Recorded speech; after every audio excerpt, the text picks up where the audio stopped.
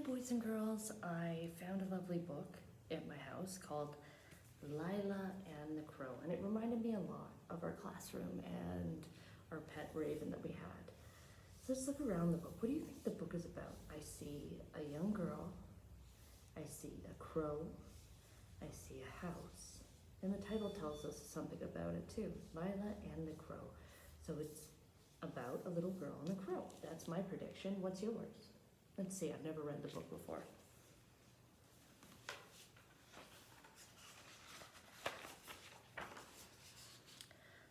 Lila has just moved to a new city.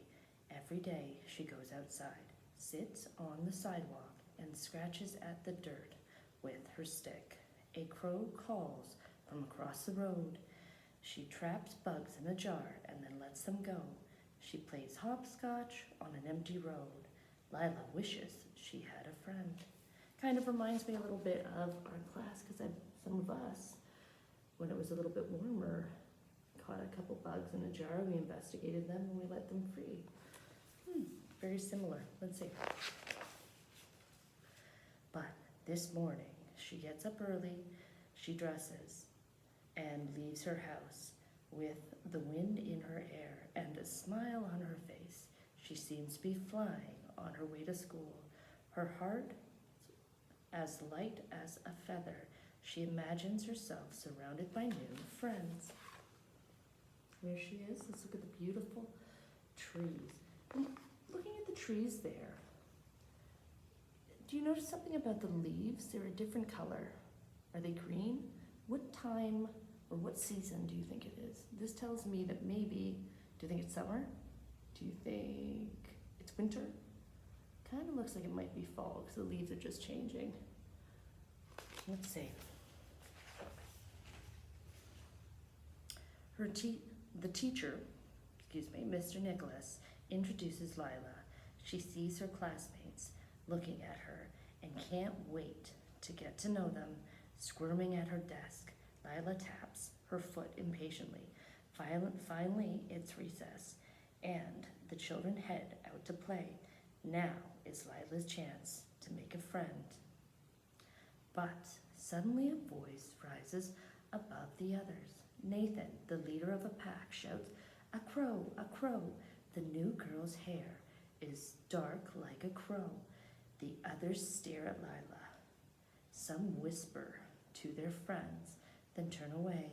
Lila stands alone, holding her ball. How do you think... There's the first picture. How do you think Lila's feeling right now? Let's take a little look at her face. Do you think the kids are being kind to her? It seems like they're very, very cruel. Let's see. What do you predict Lila will do next? Let's see.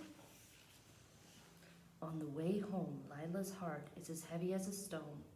A crow perches on the branch of an old oak tree, its feathers as black as Lila's hair.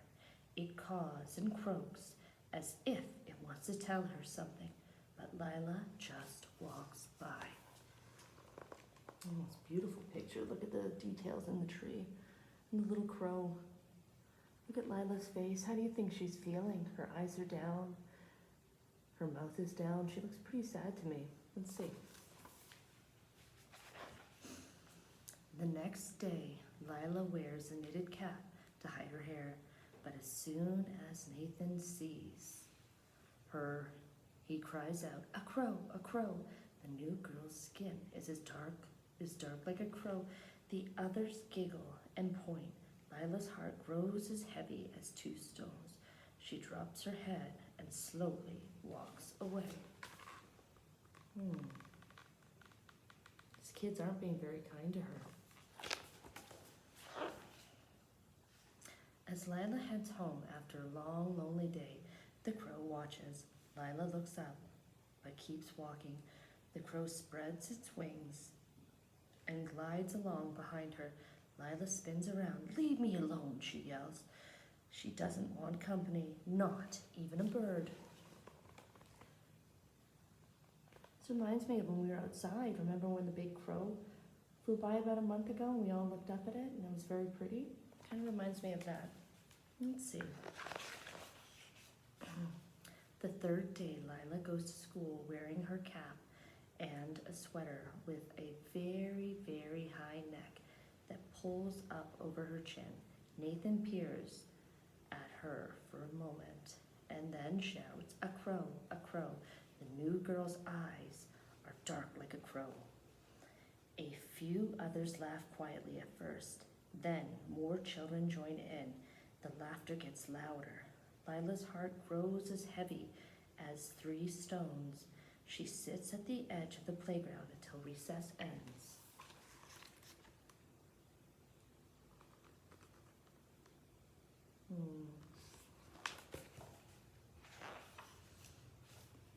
What do you predict that the crow will do next? Do you think the crow's going to try to be her friend? Do you think the crow's going to stop seeing her? Make your guess. After school, Lila kicks at everything in sight. Dead leaves, branches, stones lying on the ground. The crow is watching her again. This time, it lands on the path and hops towards her. Lila picks up a stone. As she hurls it at the bird, it flies away. Do you think that's kind, what she's doing? Crow never did anything bad to her. Just because someone else hurts you or makes you feel sad doesn't mean that you can make other people feel sad or hurt them. She didn't make a very good choice there. Let's see what happens next. Every day now, Lila hides under her cap, inside her sweater, behind dark glasses. She plays alone at recess and sits by herself at lunch. After school, she runs home as quickly as she can. Weeks go by. The Great Autumn Festival will soon be here. The children chatter excitably about the costumes they're going to wear, all except Lila, who dreams of having an invisibility cloak so she can disappear forever. What festival do you think happens in autumn where kids wear costumes? Reminds me a bit of Halloween. Let's see.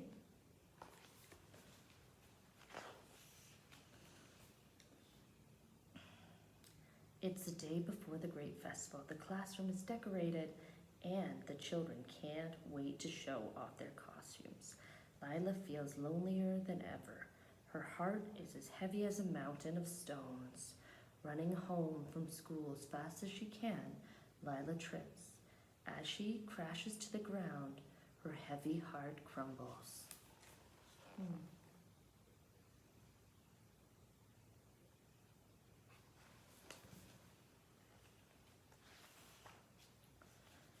The crow lands near her.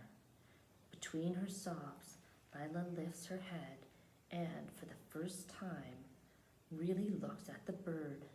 She's surprised to see how beautiful its black feathers are. Highlighted with purple, there's a softness in the eyes of the creature watching her, and Lila has a strange feeling they have known each other for a long time. She takes a deep and shaky breath and wipes away her tears. See? It's a beautiful bird. Have you ever felt like that, really sad? I like how she took a few calming breaths to calm herself down. Oh. The crow comes closer to Lila, and it seems to whisper in her ear. Her heart lightens. She gets up and, hopping on one foot and then the other, follows the bird, which flutters ahead of her into the woods. The bird stops in a clearing. There, under the canopy of trees, hundreds of crows spread their wings. They circle the girl's body as she stands in wonder. When at last they fly away, a shower of black feathers settles at her feet. See how beautiful that is? Can you imagine if a bunch of crows surrounded you? I think it'd be so pretty. It'd be awesome. Lila has an idea. She gathers a mountain of feathers, stuffs them in her backpack, and hurries home. When the sun rises, Lila is ready. A flock of colorful little creatures heads towards school. Then Lila makes her entrance, dark and majestic. She is magnificent.